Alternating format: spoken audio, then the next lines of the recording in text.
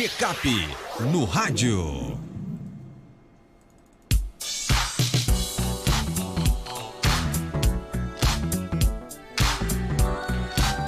Hoje o quadro Checkup no rádio recebe o médico otorrino Dr. Marcos Galvão. Seja bem-vindo aqui ao nosso Panorama 95. Dr. Marcos, bom dia. Opa, Marcos, bom dia Geraldinho, bom dia a todo mundo que está ouvindo a gente aí na Rádio Rural. Pois é, na 95 FM, não é isso? Dr. Marcos, nosso tema de hoje é... Tem alguém na recepção chamando. Nosso tema de hoje que toca aqui agora é a halitose, né? A halitose é um nome muito bonito, né? Lá na minha terra, quando eu era criança em Jardim do Seridó, conheci isso como mau hálito. É a mesma coisa, é? Rapaz, sua terra é de gente muito polida. Na minha terra a gente conhecia como bafo de onça mesmo. Mas é isso mesmo, a halitose é o nome científico, vamos dizer assim, no dicionário médico, que a gente denomina o popular mau hálito. A halitose é uma queixa relativamente frequente no consultório, seguindo aquela linha de trazer temas onde a gente tem uma demanda maior no consultório para poder levar essa informação à maior quantidade interessada de gente possível. E a halitose geralmente ela não tem uma causa isolada. Eu sempre gosto de contar essa historinha aos meus pacientes. Então não é uma causa isolada. Então às vezes você tem o mau hálito por um motivo só, mas geralmente é um conjunto de fatores. Didaticamente eu gosto de dividir essas causas em 3 grandes locais que geram halitose. Então é uma coisa simples. O principal local do mau hálito é a boca. E dentro da boca a gente tem 3 grandes causas. O cásium, que são aquelas massinhas branco-amareladas que vão se formando dentro da amígdala e que geram um odor muito forte, é a principal causa de halitose. Há trabalhos que falam em 80% dos casos provocados pelo cásium. E ele geralmente é formado por restos de alimento, células mortas, pele morta que vai ficando dentro da boca, restos de bactérias que vão se alojando ali nas criptas das amígdalas e vão formando aquele material mal cheiroso. Em segundo lugar, a língua, né? É por isso que é importante ter o hábito de estar escovando a língua toda a vida que for escovar os dentes para tirar aquela placa branca que a gente chama de saburra lingual, que gera mau hálito. E em terceiro lugar, os dentes. Por isso que a gente recomenda a escovação e a visita regular ao dentista para ir fazendo a limpeza das placas de tártaro, tratamento das gengivite, porque causa muito mau hálito. Falando em dente, quero hoje parabenizar meu amigo Dr. Giovanni Bezerra, meu dentista favorito. Aniversariando hoje, né? E sua filha, princesinha Sofia, que também faz aniversário no mesmo dia. Parabéns, Gigi, parabéns, Sofia. Outra grande causa de mau hálito, outro local de mau hálito é o nariz, né? Aquele paciente que tem rinite, tem sinusite, acaba acumulando secreções no nariz e na face. Isso gera um odor e esse odor se traduz como mau hálito. E outro local importante é o estômago, né?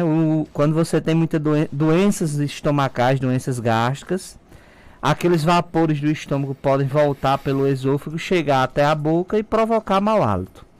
E aí o tratamento, né? No nariz a gente pede para tratar a rinite e a sinusite, para usar o soro fisiológico nasal. Quer dizer que a rinite pode causar o mau hálito? Pode causar mau hálito. Então, soro fisiológico no nariz para ir limpando as secreções que vão ficando presas.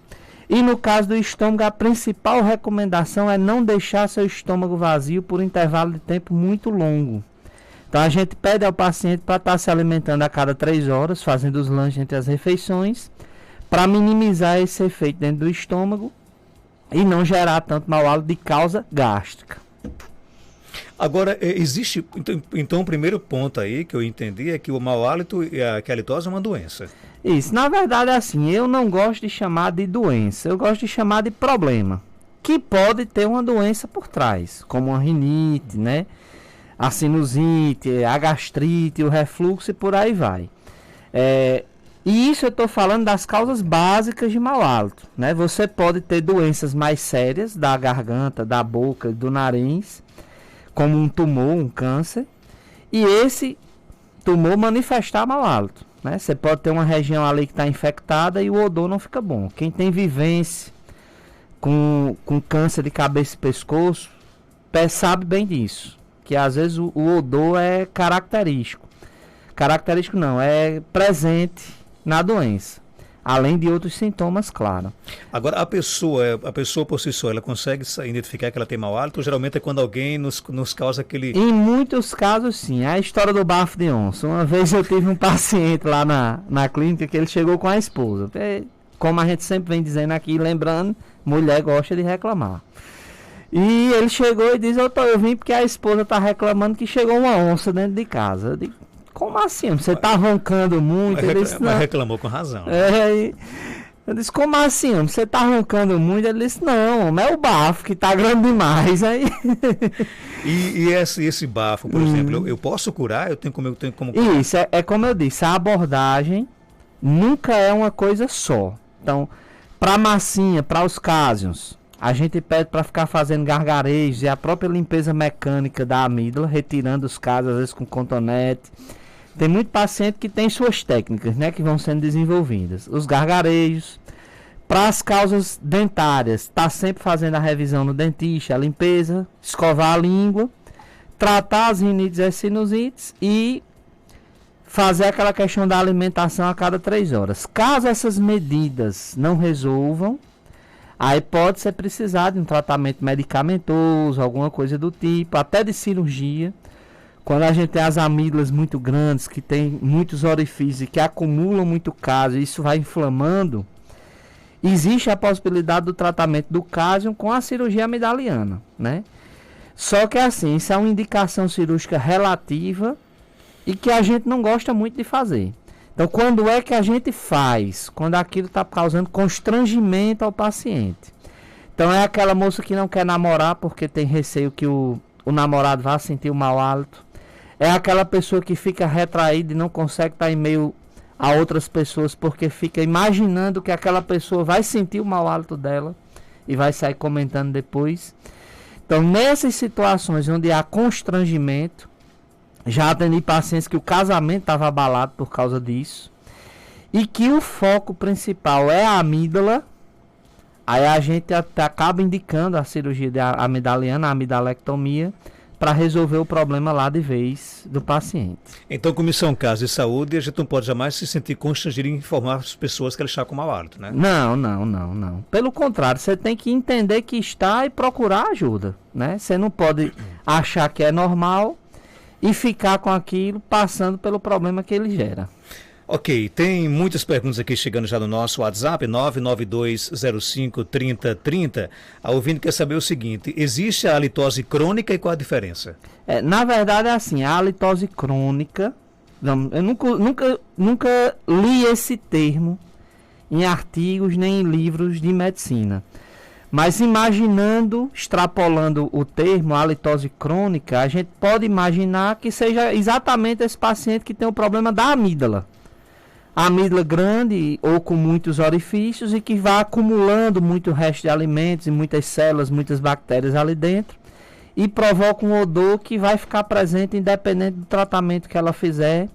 E muitas vezes é esse paciente que acaba precisando da cirurgia.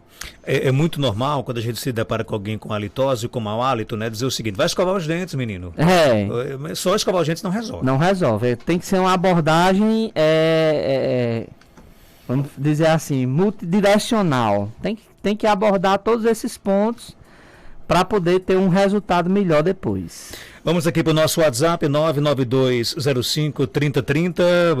Tem perguntas chegando, bom dia. Marcos, bom dia. Eu gostaria de saber do médico assim, porque eu tenho um problema no meu nariz. Ele sempre está entupido. E de noite eu não consigo dormir com ele entupido. Eu ronco muito.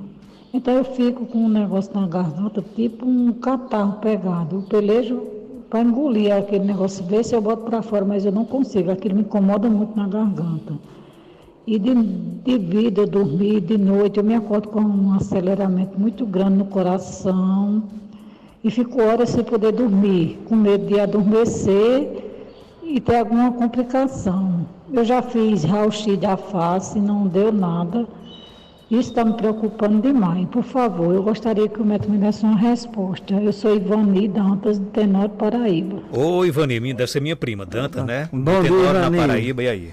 Olha, essa pergunta que a senhora fez foi muito boa, porque a gente vai conseguir falar de muita coisa nela. Quando o paciente reclama de obstrução nasal, a gente pode dividir em dois grandes grupos. Aquele paciente que tem obstrução porque o nariz está inflamado, ele tem rinite e sinusite. E aquele grupo de pacientes que tem obstrução porque o nariz tem algum problema na estrutura dele. Um desvio de septo, um cartucho grande, por aí vai. E existem os pacientes que têm as duas coisas, que tanto tem a rinite e a sinusite, como tem o problema na estrutura. No caso da senhora, que refere essa secreção que fica descendo pelo nariz, e o raio-x da face não mostrou grandes problemas da estrutura, talvez a senhora tenha esse componente inflamatório.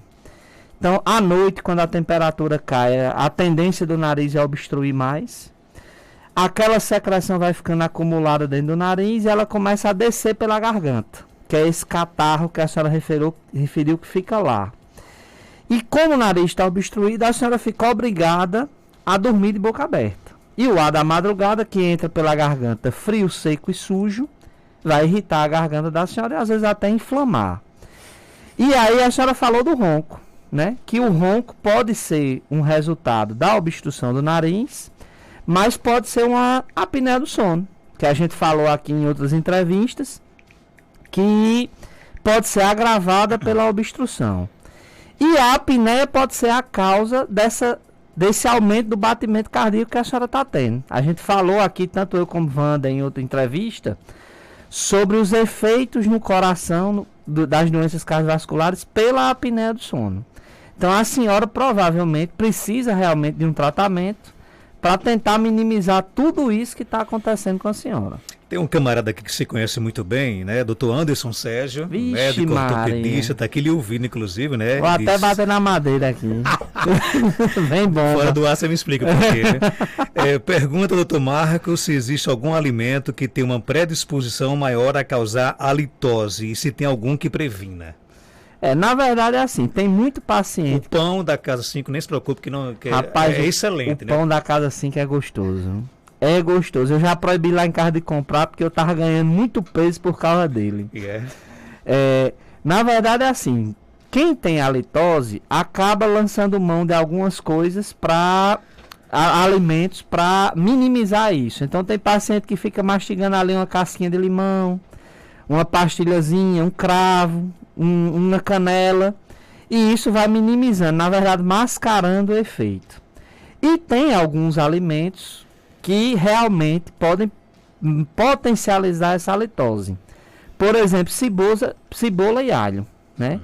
Quando a gente come cebola, além da gente ter o odor que ela deixa no trato intestinal, a gente exala aquele cheiro da cebola até depois de um tempo que comeu,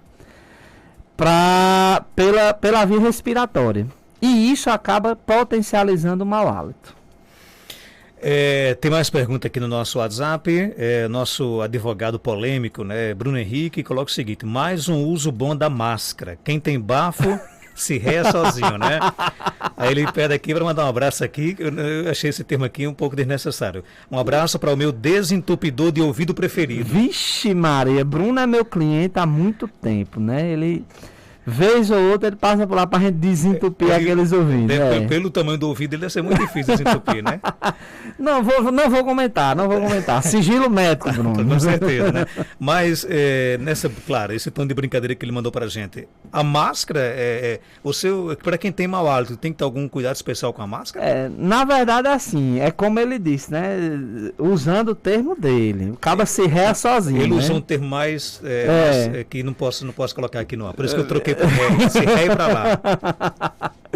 Pronto, o problema da máscara é que ela vai ficar com você, ela vai ficar ali realimentando o sistema, né?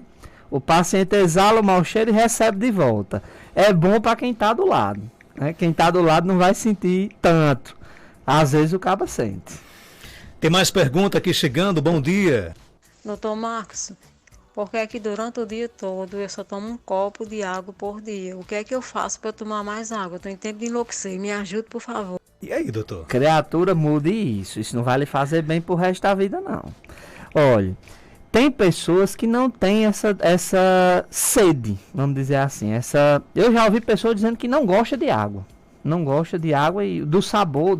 Aliás, do sabor não, que a água não tem sabor.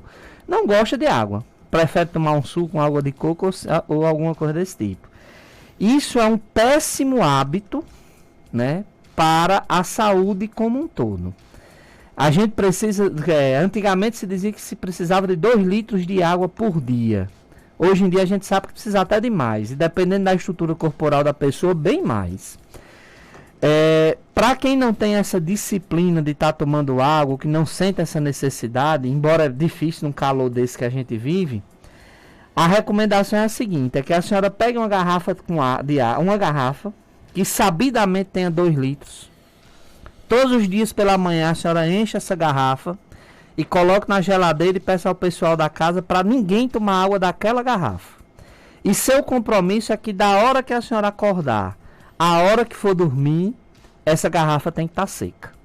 Então, por obrigação, não é por necessidade, não é que a senhora vai sentir necessidade de tomar, pelo jeito não sente, mas por obrigação. E se a gente for pensar bem, aquele copinho pequeno, descartável, ele tem 200 ml. Dá 10 copinhos daquele no dia. Facilmente você toma 3 de manhã, 3 de tarde e 4 à noite. Entendeu? Então, assim, use dessa estratégia de deixar a garrafa separada, sabidamente com 2 litros, para ver se você consegue consumir pelo menos o mínimo necessário diariamente. E isso ajuda muito na halitose. Se eu deixar a minha via respiratória ressecada, esse ressecamento vai gerar halitose, né? É por isso que a gente tem aquele bafozinho de manhã, né? Quando acorda, todo mundo tem mau hálito. Muito tempo sem se alimentar e a via aérea digestiva ressecada. Tem mais pergunta aqui chegando, bom dia. Dante, bom dia, doutor Marco. Doutor Marco, bom dia, Ana aqui da Boa Passagem. Eu queria fazer uma pergunta ao senhor. A minha mãe é paciente do senhor, mas faz mais de 2 anos que ela não vai ao senhor. Eu acho que ela tem sinusite, porque quando ela tem uma gripe, ela fica toda entupida, muito fanhosa, entendeu? E ela diz que a cabeça dela dói muito. Doutor, ela tem dor de cabeça todos os dias. Há anos atrás, eu fiz um tratamento com neurologista, ele disse que era enxaqueca crônica. E ela disse que sente umas pontadas muito grandes na cabeça. O senhor acha que é a inflamação da cabeça dela por causa da sinusite? Bom dia. Ela tem arritmia, eu não posso usar muito aquele negócio no nariz dela não, né? Que o senhor passou um específico para ela quando eu levei. Bom dia e bom trabalho para vocês. E aí, doutor Bom Marcos? dia, minha amiga. Na verdade, aqueles sorinhos de desentupir nariz que a gente compra em farmácia, bem baratinho inclusive, ninguém deve usar, independente de ter arritmia ou não. Ele só faz mal ao nariz. É aquela história. Ter sinusite, eu tenho sinusite. Então, a gente entende que seria um quadro crônico, onde eu tenho sintomas diariamente ou semanalmente. O fato de ter uma crise de sinusite quando está gripado, a gripe por si só é uma sinusite provocada pelo vírus da influenza. Como hoje a gente tem a sinusite provocada pelo coronavírus, da Covid-19. Então a gripe por si só é uma sinusite infecciosa, aguda. Então você vai ter uma semana ali de doença e está encerrado o assunto. Desinflama e o paciente segue a vida normal. Então, se ela tem sintomas nasais apenas quando gripa, eu não vou dizer à senhora que essa dor de cabeça é por causa de uma inflamação. Agora, se ela tem sintomas de obstrução nasal, frequentemente, independente de estar gripada ou não, ela pode ter um quadro de inflamação crônico, que é a sinusite crônica, e isso está potencializando a enxaqueca, as dores de cabeça que ela sente. Ok, abraço aqui o diácono Valdemir. Ele colocou o seguinte: toda pessoa que tem bafo tem um segredo para lhe contar, né? Rapaz, você tem que ouvir também o segredo, rapaz, claro. eu tenho que ouvir, mas rapaz, é verdade, é sigilo médico. Aqui no nosso WhatsApp tem um problema de fungos no ouvido. Tô correndo doida com a coceira, e aí? Rapaz, olha, eu particularmente não sei da opinião dos meus colegas. Para mim é a doença mais difícil de tratar da otorrino. Para mim. é o fungo, é a otite fúngica. Muito porque o fungo geralmente é resistente. A gente tem dificuldade de ficar fazendo as limpezas no ouvido porque está muito inflamado. O fungo tem uma capacidade terrível de perfurar o tímpano. E muitas vezes há um atraso no diagnóstico, porque o paciente vai ao posto de saúde, ao clínico geral. O clínico inicia o tratamento sabidamente como se fosse uma otite bacteriana, que na verdade realmente é difícil de diferenciar uma da outra, embora a grande marca da otite fúngica seja a coceira, inicialmente.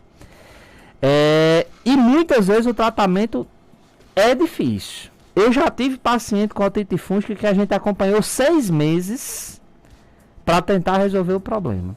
E tem alguns pacientes que têm uma predisposição, que tem descamação do ouvido, que a gente chama de eczema, que eles têm essa facilidade de aparecer o fungo no ouvido. Então, assim, procure um otorrino, procure fazer esse tratamento certinho, porque quanto mais tempo atrasar, mais fácil vai ser perfurar o ouvido, o tímpano. E perfurando o tímpano, aí o nó é lá embaixo. É um ouvido que vai ficar dando problema enquanto não fizer a cirurgia para reconstruir. Ouvinte, coloca assim, me chamo Didi, sou de Serra Negra, conterrâneo de Dr. Marcos. Cara, chega e bateu no peito e disse, se orgulhou aqui. Tenho 2 filhos gêmeos e um deles acorda frequentemente com mau hálito. O que é que pode ser? Didi é meu amigo de infância. Um abraço, Didi. Didi, acordar com mau hálito, como eu disse aqui, é comum, né? É comum. Até agora, em qualquer pessoa, porque passou aquele período da noite todo sem se alimentar, sem tomar água, via aérea ressecada, então é comum. É um mau hálito que quando eu levanto, que tomo um copo d'água e escovo os dentes, ele desaparece. Na criança, geralmente a gente vai atrás de obstrução nasal e de rinite, porque ele fica com o nariz obstruído, dormindo de boca aberta, irritando aquela garganta e ainda tem a secreção que fica descendo pela garganta. É uma das possibilidades, né? Doutor Marcos, bom dia. Quase todos os dias tenho sintomas de dor de cabeça e sinto a garganta queimar, depois passa. Tenho a impressão que já é psicológico devido a tudo isso que está no mundo. Devo procurar uma avaliação médica? Rapaz, a gente tem recebido vários pacientes ansiosos, com toda razão, diante de tudo que a gente está passando, com esses sintomas diários, né? Todo dia o cara acorda e diz, eu acho que estou com Covid, porque estou com dor de cabeça e tal.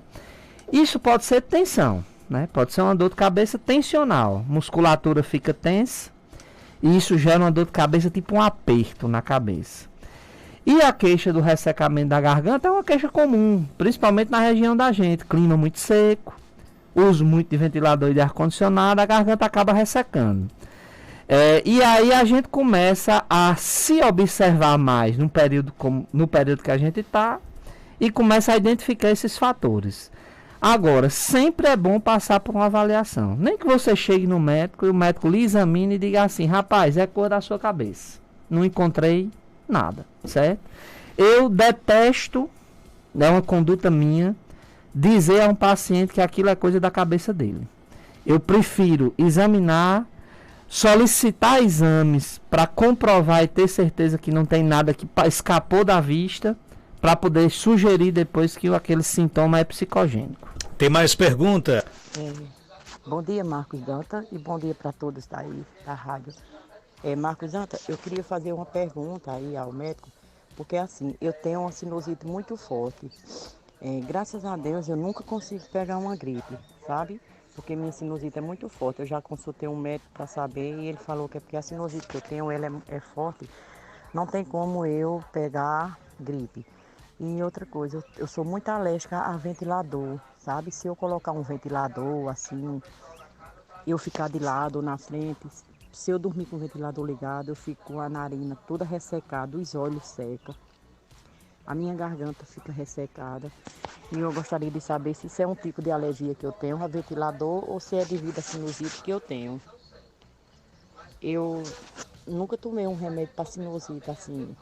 Eu tenho vontade de usar algum remédio que as pessoas ensinam, por exemplo, é um remédio que chama cabacinha, mas às vezes as pessoas dizem que são ofensivas à visão.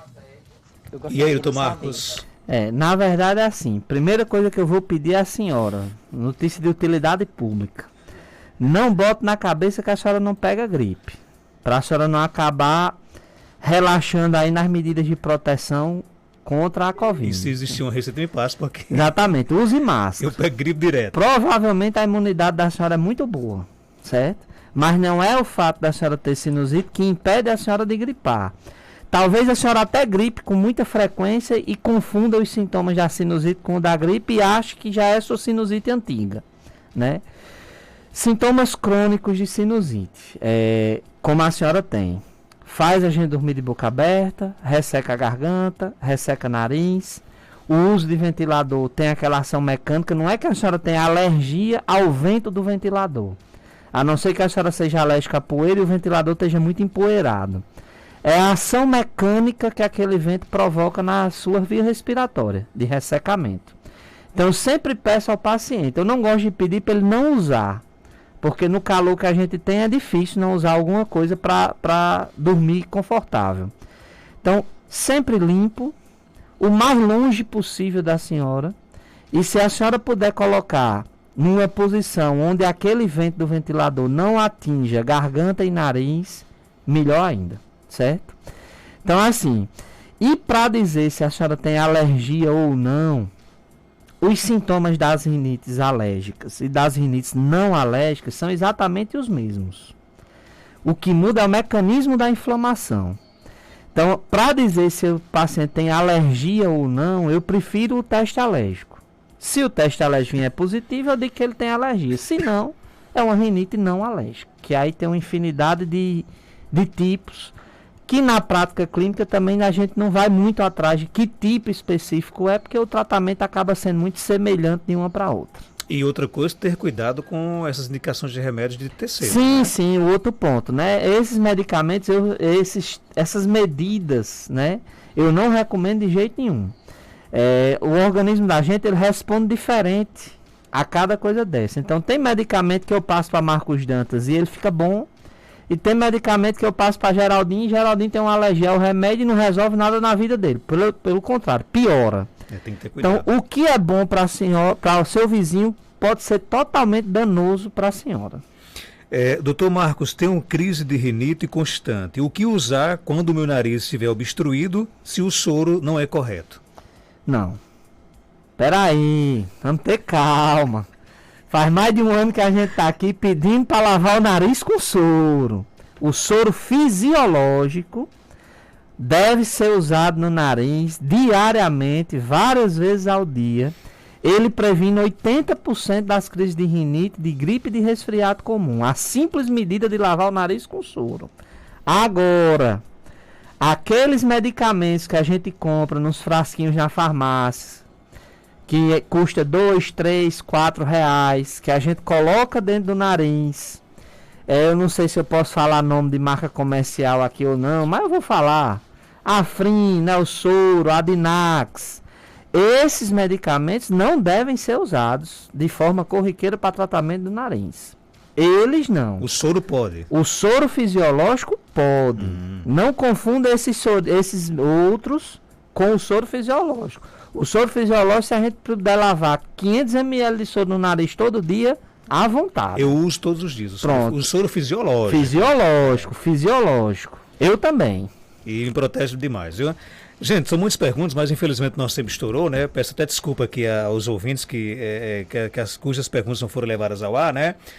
Mas no decorrer dos próximos participações a gente coloca aqui para Dr. Marcos Galvão, tá bom? Dr. Marcos Galvão é médico otorrino e está na clínica São José, na rua Terezinha Leite, 1883, bairro Penedo, aqui na cidade de Caicó, ali pertinho do 1º Batalhão de Engenharia e Construção, né? Telefones 99992 2923, 99992 2923. Doutor Marcos, obrigado por sua participação aqui no nosso programa. Por nada mais, valeu, até a próxima, se Deus quiser. 7 horas.